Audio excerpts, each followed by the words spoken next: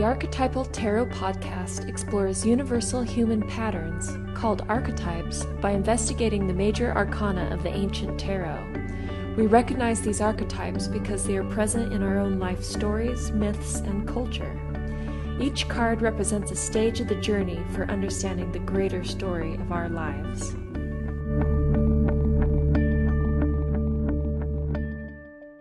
Hello, and welcome to the final edition of these regularly scheduled episodes of the Archetypal Tarot podcast. And we are reaching the culmination of this heroic journey that we've been on. This time we're with card 21, the world. And we're going to discuss beginnings, endings, rebirth, and of course the further journey. And I'm Julienne and with me is Cyndera Quackenbush. Hey. Hello. And what a more wonderful way to end our podcast series than with the world card, which is like the culmination card of the entire archetypal journey that we've experienced throughout the tarot. And it is, but just to not put the thought in your head that we are going away completely, people, you haven't heard The Last of Us yet, so most definitely do not unsubscribe from the podcast, unless, of course, you're just sick to death of us, and go ahead. But, oh, great! It's over! Oh! Just get to the ending and close the book. But what I'm trying to say is just hang on to those subscriptions, leave them there in your iTunes or whatever. We will likely be back with other editions, special editions, and more information on what we're doing next, which is so incredibly, I think, appropriate to what we're talking about, because this is an ending and also a beginning.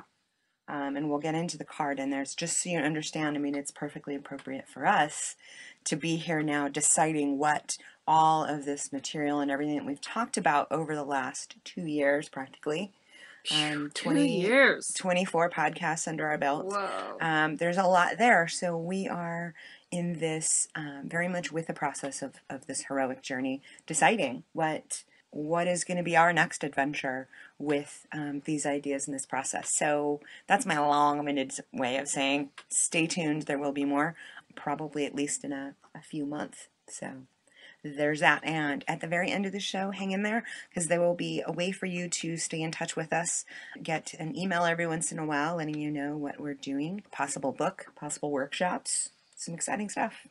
So hang in there at the end for that information. Invite us to your birthday parties. Oh, we love that. Yeah.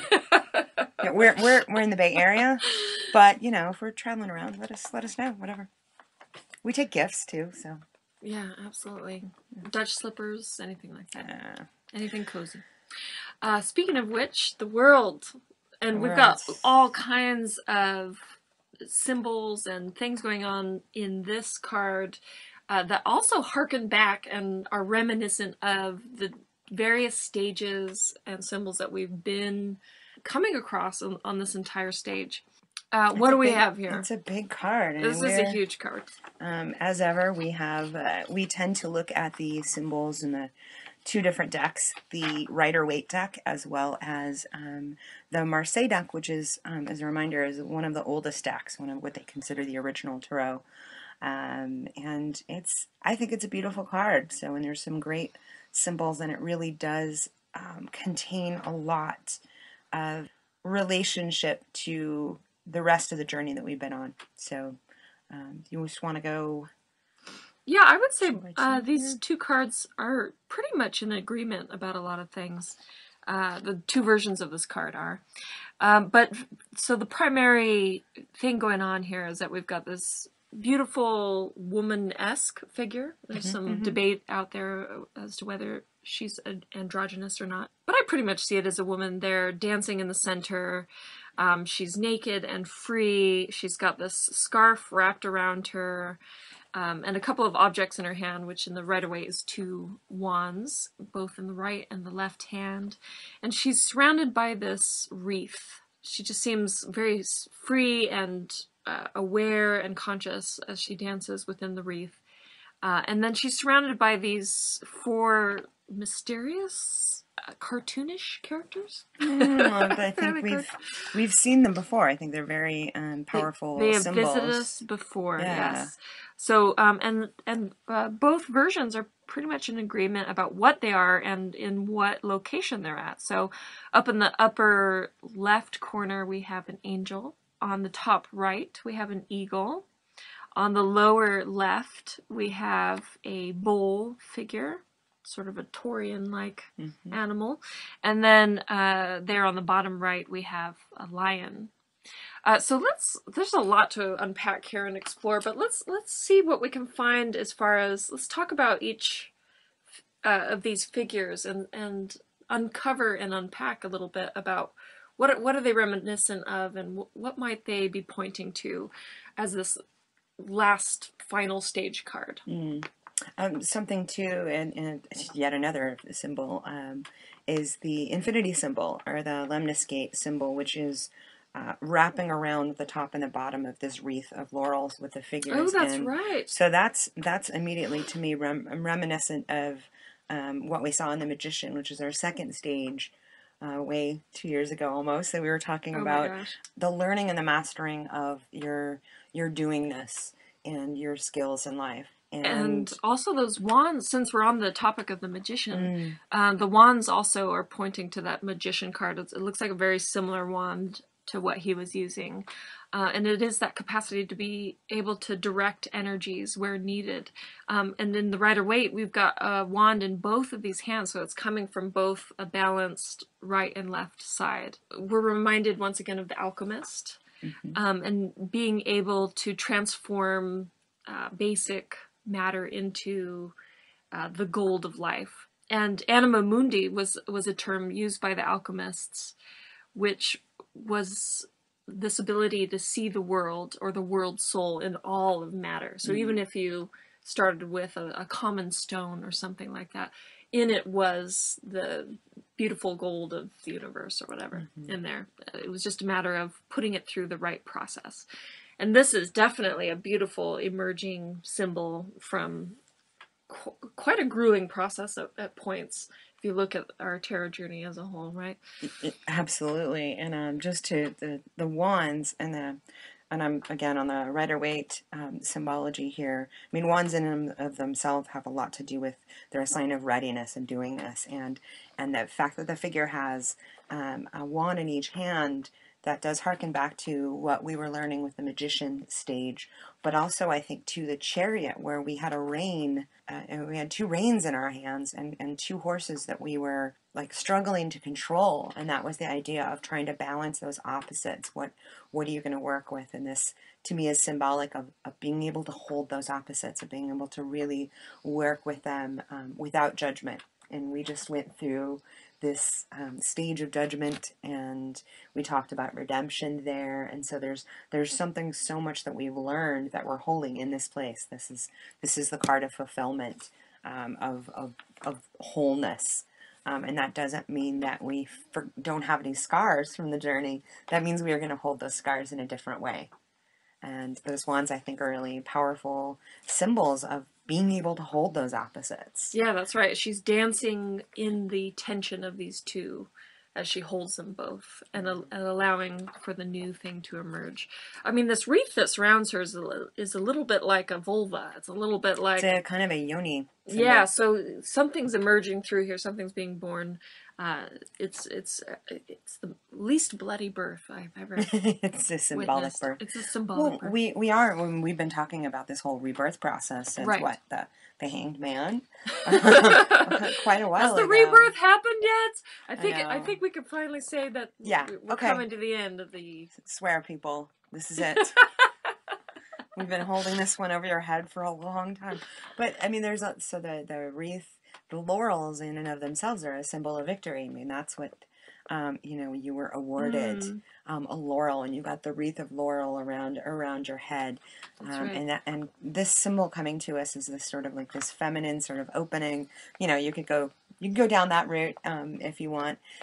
Just seeing this as sort of a sense of protection, of being surrounded by something. And there's, with it also having the infinity symbol, wrapped around it at the top and the bottom. We also, that goes back to the card strength, where the woman had that infinity symbol above her head, sort of like understanding that you have built this strength, or rather you have found a strength that was already in you.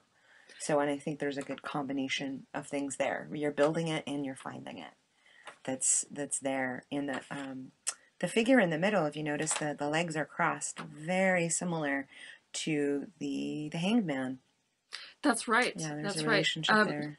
So let's talk about the dancer, and then you've already mentioned the strength card, which makes me think of the lion. But before we leave the boundary, it's also bringing light to where we've come from the sun card. If you remember those two children playing behind the walls of a castle, this too is a naked figure dancing within walls, but the walls have become even more flexible and more permeable. So we felt safe to play behind these closed walls in the sun card, and it was allowing us to grow that child within us and be in a safe place. But this is really a place where, like, I might be vulnerable. I'm out in the world. I'm not protected from everything. But there is a special sense of protection in the state of mind with that awareness of the infinity. So that's a special place to be in, to be able to dance within that. And I think that's been created throughout this journey. It didn't just necessarily magically appear, I think, because, the laurel is sort of that award, like, good job, but symbolically here, that protection that you're talking about, that we will always carry with us because of the process, the hero's journey that we've gone through. Yes. We've earned it in a way, or we once you learn certain things, they're with you the rest of your life. So that's to me, that's what it reminds me of you've been through a lot. You have learned so much, and you are now able to no longer just judge the bad things or good things that have happened. They're integrated. Yeah. This is most definitely an integration point. And we talked about evolution versus redemption in the last card. We're looking at this as sort of like a stage of evolution, of recognition, of being with where you've been, but also the word involution came to me when I was researching this, and that this word itself means, involution means in upon itself. Not quite like the Ouroboros, but was sort of like you've closed the circle in a way in certain lessons. And then I dug a little deeper, and I thought this was interesting. Involution is also a mathematical operation of raising a quantity to a power, meaning you've leveled up your game. You've definitely moved up through something. So I thought that was an interesting relationship to math, which I don't think a lot of people necessarily think about. Oh yeah, the math, you're right. Yeah. I'm definitely the last person to think of math ever. But I'm realizing that the wreath around her is that zero of the fool. So we have really reached the beginning again. Absolutely. That's amazing. Absolutely. And the first podcast we did on the fool, we talked about that fool going over the cliff. And I remember saying something about the Wile E. Coyote, how Wile E. goes over the cliff, but there's that moment of just hanging there before you go. The secret is don't look down. Don't look down. Exactly. So this is that moment of being, you're not just off the cliff anymore. Everything has changed. You've gone through this journey, and now we see this figure dancing there, right? There isn't this worry, oh my God, I'm going to fall. There is a trust. And a faith that's been built up, which reminded me of the Indiana Jones. I forget which one, but one of the Indiana Jones. It looks like he's just reached the end, right? He's on the precipice, and he has nowhere to go. And of course, he's being chased, and he just makes this leap. And there's essentially an invisible bridge that he lands on, but he had to make that leap. And he lands on it, and you can't see it, but basically his feet are supported. That must be a theme in film, because I recently saw that in The Power of Oz, too. They're running, and they have to leap off of and they don't necessarily... Oh, that's right. Oz doesn't know what's going to happen. He has to just take the leap. But I think Glenda puts the bubbles around them, and then they're okay, floating through the air. Actually, this kind of reminds me of Glenda the Good Witch flying in her permeable...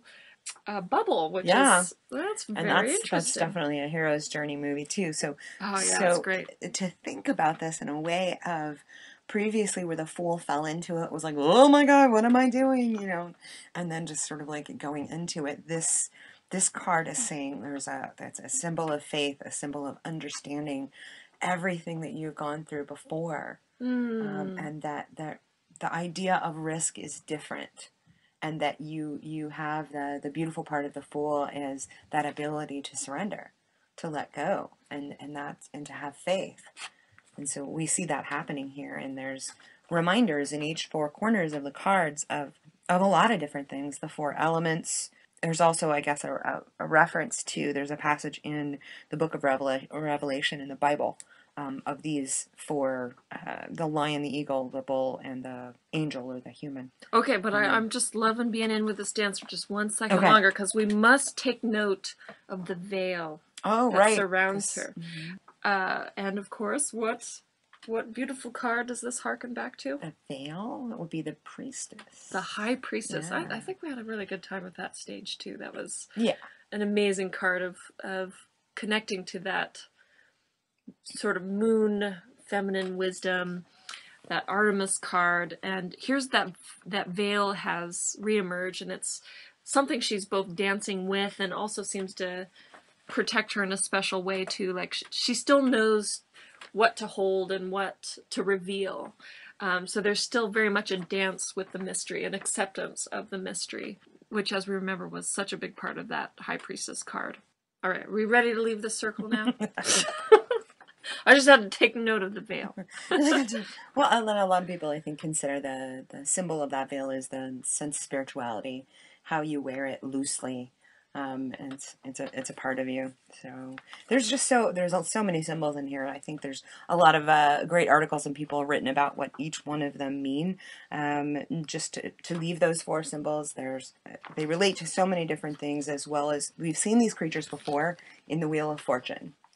So there's we didn't see, they were a little spookier, I think, in the Wheel of Fortune, but we didn't know which way it was going to turn back not then. To judge or anything, but we've seen them before. So there is this is a culmination stage, and there's, the Wheel of Fortune is a circle, and we're also looking at things that have, that are more circular. Like this is the cycle of life. This is to kind of get into that. Where we come with this rebirth. What does it mean? It's that being able to hold you're leaving the either or world, where it's what we've been building up through this whole time of, we get stuck in our lives going, it's either this or it's that. Either I make this decision or I make that decision. Many people come to the tarot, or many people come to look at symbols to help them make decisions, right? Decision making is such a huge part of our lives, and we've learned, I think, hopefully so much through these stages. And what so much I think is happening here is it's not simply about an either or, but it's about being able to make space for or hold what I call the both and. It's neither, you're not just looking at, I've got to choose this or that. It's that the greater whole, that perspective that we can take, and in a really simple form. And I think we could see it with the devil and the addict, because this a lot of people are probably familiar with the Serenity Prayer, and dealing with addictions and understanding that. I think the Serenity Prayer, which is God grant me the serenity to accept the things I cannot change, courage to change the things I can, and the wisdom to know the difference. The knowing that difference and being able to hold that you don't know, or that you're just going to do the best that you can, I think is part of this stage of being with that and trusting that. Yeah, that's a tremendous feeling when you feel all this pressure, and then all of a sudden you can just say, I don't really know. Mm-hmm. There's such a liberating, freeing moment in that. Absolutely. It is. And that being able to step onto that invisible bridge, or trust that as you move forward, this is, we've been we are acknowledging the rebirth part of this process, which I don't think most people do. We just think, oh, well, I have another birthday and another this, another that. This really is saying, this is this moment, and to acknowledge that. And we are meeting ourselves once again in this stage, from the Fool all the way through to the World, because I think a lot of people see this card. It's popularly known as fulfillment, accomplishment, good feelings, wholeness, integration, which I think is certainly true. But it's an ending, but it's at the same time a beginning. Hence the vulva. Right. Much like, we are kind of ending our podcast and beginning with something else yet unknown. It's the Bodhisattva card, don't you think? Oh yeah, most definitely. You've come all this way. You've gone through the devils, the hanged mans, the death card. There's something to be learned from this, but not only for your own personal journey, but now, how does this affect the larger community? We hope you're enjoying this episode, and we invite you to become a part of the Archetypal Tarot team by becoming a patron. It's super easy, and there are some awesome rewards for joining. So just visit tiny.cc/tarot for more information. And now back to our program. Sally Nichols, who I've drawn on a lot in her book, Young and Tarot, for this podcast, says that widened consciousness is no longer that touchy, egotistical bundle of personal wishes, fears, hopes, and ambitions. Instead, it is an indissoluble communion with the world at large. So we're expanding beyond our little uncomfortable selves, and we're reaching out into the larger sphere with this card. Yeah. What is, when we go through something and we really change, how does this impact everything around us? This has actually been an exciting thing that happened to me recently, is that just by talking about dreams and tarot cards around some of my friends who have had no relationship to tarot or haven't taken much note of dreams, and yeah, it's a bit woo-woo, a little strange thing that Cyndera does on the side here. But recently they've come to me and they said, just by talking about the dreams, and it's made me start to look at it a little bit differently, and it's shifting my perspective in the world, and I'm starting to open up a new dimension to myself I wouldn't have otherwise thought about. And so that's a really wonderful thing to take up, because this career is not one that makes a huge amount of money or anything like that, but it's one that when you just start to talk about it, and when you start to sort of role model, what does it look like to look into these other parts of ourselves, into dreams, into the archetypes that you live by, and so forth, how that can start to change just the people around you. And this can, I'm kind of working on a trickle up theory here. Maybe we have a way of influencing our communities, and maybe this will extend into our larger society. It will be okay to look into these things a little more. Yeah, that's a way of being able to handle or work with the realization that our lives are ever expanding, and to not be intimidated by that. It can be, I think really in our age of technology, it can be really overwhelming on just what's possible, and how do you hold all that? You don't have to hold all of it all of the time, but how you hold yourself, and how you make available your own experience and your own gifts and skills and challenges to the world. And I think that's why I brought up the Bodhisattva, which, if people aren't familiar, it's a Buddhist term. The word Bodhi means enlightenment, and Sattva means being, so it's enlightened being.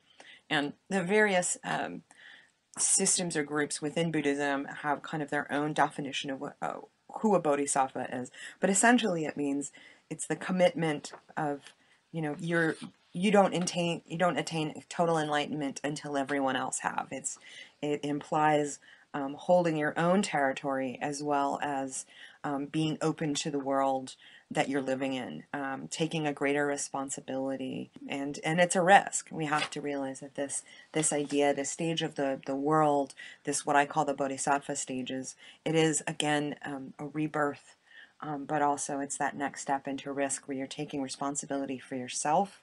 You've got care and compassion for yourself. You're moving things forward in your life, but you're also there to help other people as well. So it's no longer the single journey. You realize that your journey is so incredibly interconnected with everyone else's. It's that touchstone moment where at least briefly you start to see that your heart beats with other people. And we get glimpses of that, I think. One of my favorite poets is T.S. Eliot.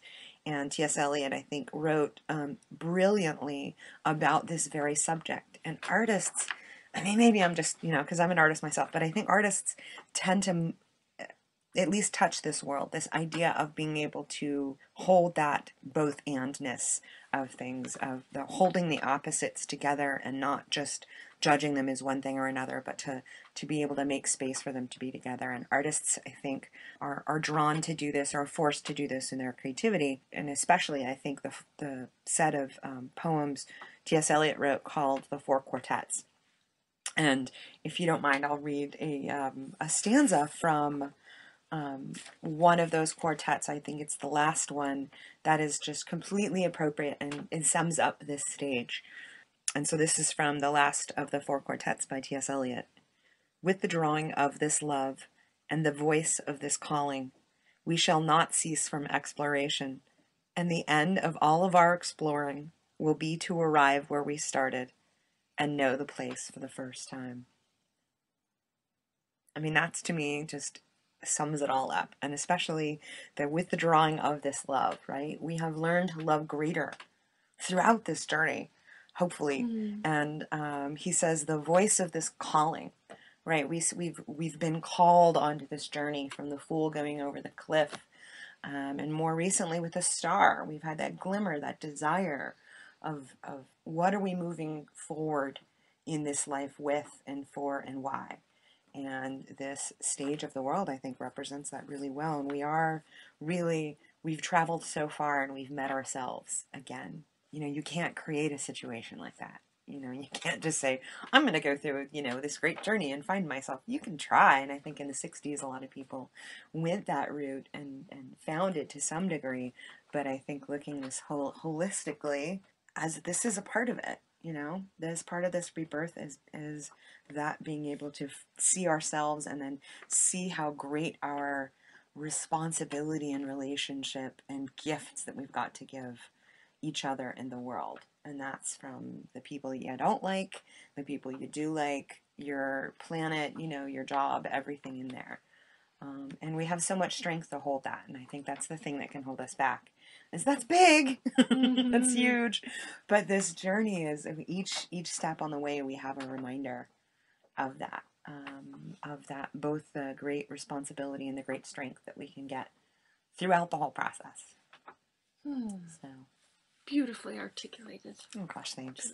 There's a reason I teamed up with you for this podcast, for sure. Well, you do know that my patron saint, raised Catholic, thank you very much.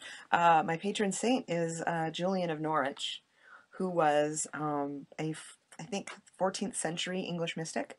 And you know what she said? Her famous quote is, "All shall be well, and all manner of things shall be well." So, here's a woman in, medieval times who was actually optimistic. And her writings on Christology and the ideas were pretty much got her booted out of a lot of churches. But that idea of that ever moving towards a greater love is something that we can all learn from.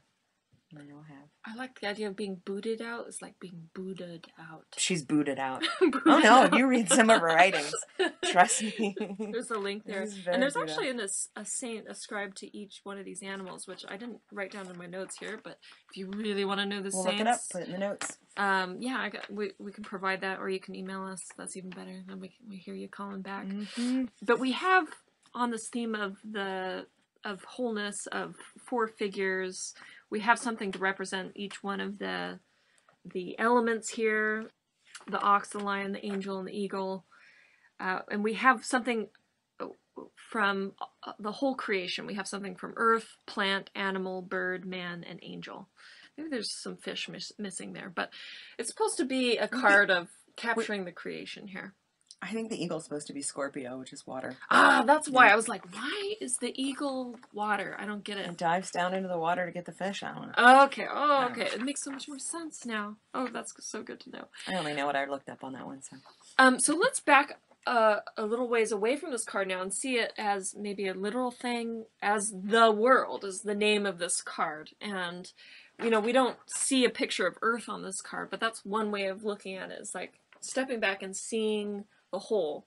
And this is something we've been able to do as 45 years ago, something yeah, like that. Yeah, modern these modern crazy human beings that sent shuttles up into space, and now we can see the world and see what it looks like. And I think I mentioned him last time, but Craig Chalquist won this great grant, which is to find the new world myth, and it's based off Campbell's suggestion that there's a new myth out there for us to be investigating for our new world here. And so he did a slideshow, which you can look up on YouTube, and we're going to provide the link on the website. But you can also YouTube Earthrise, Beacon of a New World View. And it's about this psychological effect of being able to see our Earth from space. How does this impact us and our relationship to it? We're no longer just on it, but we can see it as a whole. And you know, astronauts have talked a lot about, you know, and they're these hardcore scientists. Mm-hmm. They're up there, and they have to be so reasonable with their reasons so much of the time, but they are in love with the Earth when they see it. It's just like this longing and this in-awe-ness of the world, of the Earth from space. And that first, I think it was the first picture, or one of the most famous pictures of this Earth rise, which is basically being on the moon and seeing the Earth rise from there. This photo was taken on December 24th, 1968. What a date for that to happen. December 24th, Christmas Eve. Christmas Eve. And it feels so linked to the returning of the light, of the solstice, and so much of the significance we've given to Christ's birthday and so forth, that this is the emergence of something new. And Campbell, in his conversations with Bill Moyers, said, "This is the ground of what the myth is to be. When you see the Earth from the moon, you don't see any divisions there of nations or states. This might be the symbol for the new mythology to come." So being able to see all of it there, the things that we're also doing to it are now visible from space, and that there's no boundaries put up, that we are very real in our maps and our minds here on Earth. So that's a very interesting thing to think about. That's the exact moment we're talking about. And interestingly enough, just on the radio, maybe a week or so ago, the gentleman who took that picture, the astronaut who took that picture, was on a talk show on NPR. And, you know, of course, the host was like, "Oh, wasn't this just a beautiful thing?" And he said yes. And he's like, "We weren't necessarily supposed to be taking those pictures either." That, you know, don't waste film, don't waste your time, because they had very, very limited time. But every single all the astronauts on that flight were they all got their camera. They were all like, "Where are the cameras? You know, we've got to do it." And that people become so changed by that. And I believe his name, he's an astronaut. I'm not sure if he was on that flight or not, although I think so. His name is Edgar Mitchell, and he actually was completely, talk about a hardcore scientist, he was completely changed, I think in a very good way, when he came back after seeing the Earth rise from the moon, and getting that exact idea of like, wow, we are really connected. We walk around in these little, you know, shells of ourselves and our ego, and, you know, that's that thing too, but like, wow, you know, life is bigger than life itself. And he started IONS, which is the Institute of Noetic Sciences, and their flag actually is the planet Earth, and they're based up here in Northern California, in Petaluma. And I've been there a number of times. That's where Gene Houston would teach, and that whole institute is dedicated to knowing, you know, noetic sciences, the other knowing. And so he was definitely inspired by that. So this idea of the world, this ever expansiveness, and understanding that one of the things we know from physics is that the nature of the universe is that it's ever expanding. And that can, I think, make us panic, like, holy crap, but also to understand that we are a part of that, and to be able to hold that idea. I mean, I think it was one of the bigger pictures, that we are both so, you know, we can hold the whole thing as well as go down to the personal level, the one-on-one level. and see that connectivity, you know, the all is one idea. I could harp on and on about Cloud Atlas because I really loved it. And, you know, we always like to talk about movies. And so I'm actually, you know, you and I were talking about the end. And speaking of endings and beginnings, the end of another favorite film of ours that we like to talk about, which is Frida. And so you had a great comment on the end of that film. Yeah, absolutely. And is this a spoiler alert? Like, she actually lived. It's a biography. So if you know, if you want to watch the film, just pause it. But what I'm about to talk about really points to the wholeness of this card having, and whole meaning having holes in it. I think that's a nice thing to remember. When we're whole, there's holes in it. We're holy. We're all holy. We're all holy. Mm-hmm. So I'm referring to the film. I'm not sure. I wasn't there with Frida Kahlo's actual art reception opening in her own homeland, which is what she always wanted. But in the film, it's this wonderful end point. And I think it's a wonderful way that they made the end of the film, even though she's dying, she's on her deathbed, made it this beautiful, happy ending, really. Because they bring the whole bed into the art gallery. Yeah, there's a procession. They bring her in, and so she gets to witness this opening. And even though she is so sick, so broken at the end of her life, that she gets to experience this, her life's work, and the people that she loves surrounding the bed and in her life. And this is really a feeling of that wholeness level of it not being perfect. Things did not pan out beautifully throughout her life, but here we are. This was an amazing celebration of a life's work. Exactly, and I think and everyone there, I think too, the way it's portrayed in the film, I think beautifully, being able to hold both the pain and the beauty of what this culmination meant and of what is happening very much in that moment. Because you're embracing her, you're embracing the artwork, people are there, but you're also there to let it go. Yeah. At the same time. And again, that's when I talk about the both andness of things, of being able to hold those opposites, right? The absolute beauty and the love present, as well as the knowledge that it will be lost. Wow. And in a way, sort of as I think artists tend to be able to, I think they live a little closer to this purposely. So they're, you know, understanding that it will, you know, it'll be lost. There's pain and there's beauty kind of together, and you can choose to be tortured by it, or you can choose to hold it and, you know, work with the energy of that and have that there.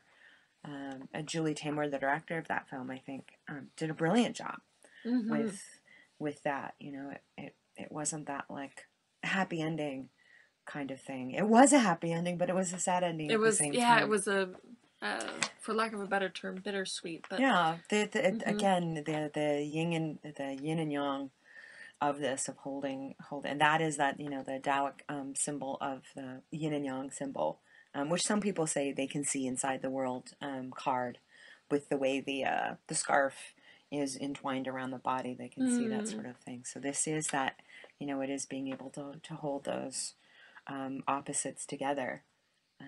Yeah, absolutely. And so with this theme of wholeness, we're not reaching perfection, or we're not seeking perfection. And speaking of art and so forth, if you take almost any child's picture of about the age 6 to 7, they have a completely perfect idea. Well, perfect in the sense of whole idea of what a picture should look like. So if you tell them to draw a picture of their house in the yard, they space it out perfectly around the page, even though it's not technically perfect or looking like real life or anything like that. If you were to remove, and this is something I learned recently from reading Drawing on the Right Side of the Brain, if you were to remove or put your hand over any piece of their picture, it feels like something's missing. So we're born with already a knowledge and experience of wholeness. Wow. Isn't that cool?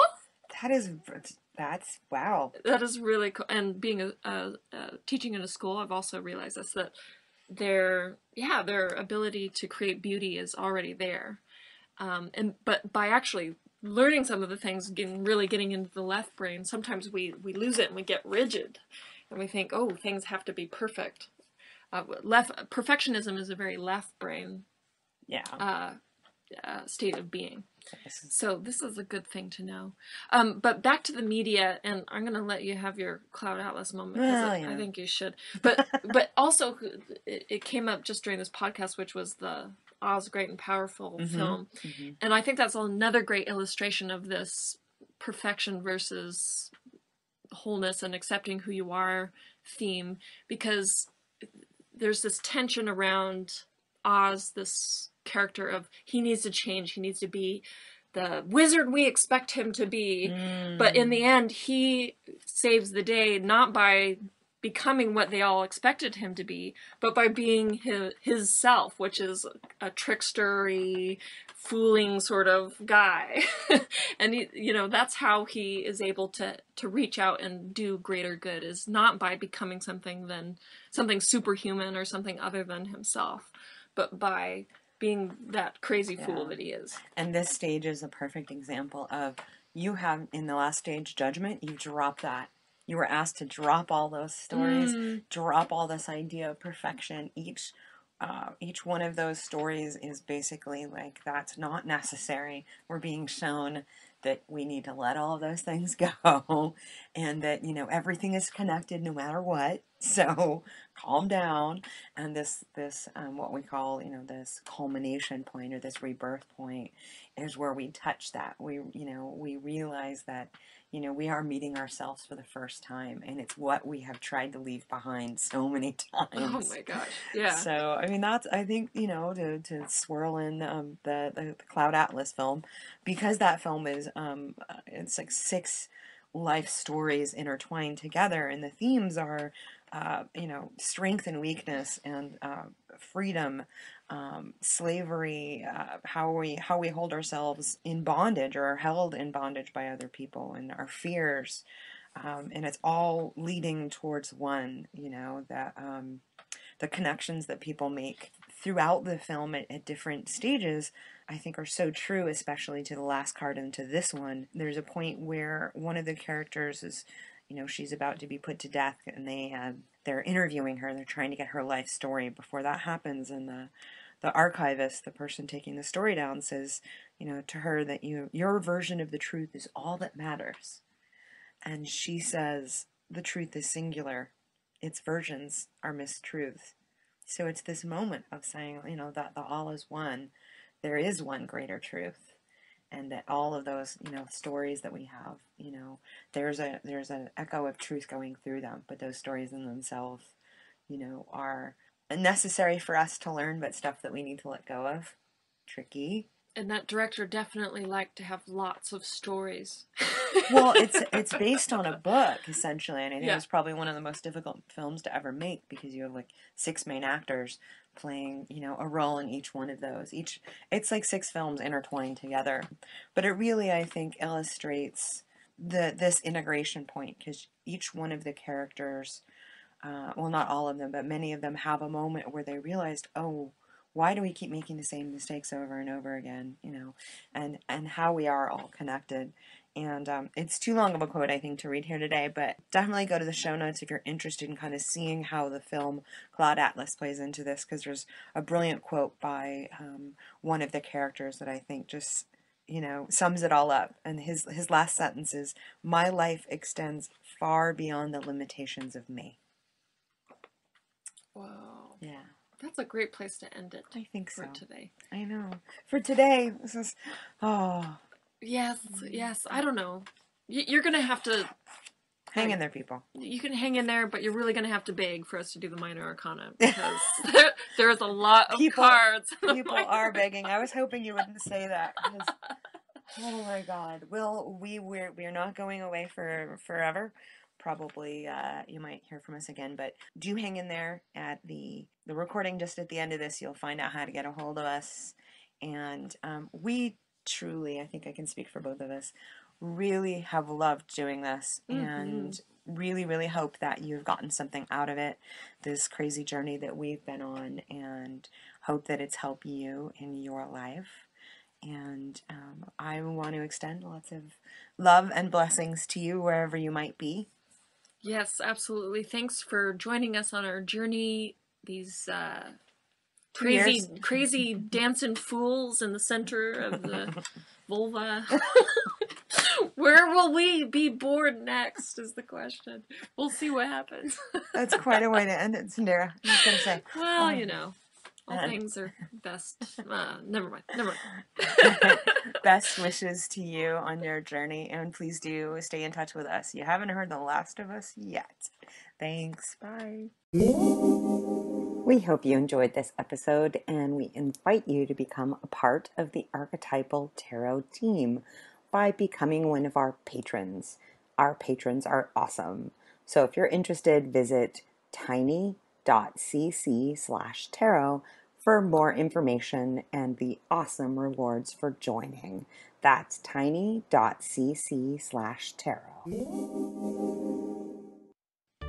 If you'd like to stay in touch with us, just send us an email to atpodcast@archetypus.com. Show notes and references for this episode can be found by going to archetypus.com/world. That's archetypist.com/world. And don't unsubscribe from this podcast just yet, because we have a surprise or two for you. Thanks so much for listening.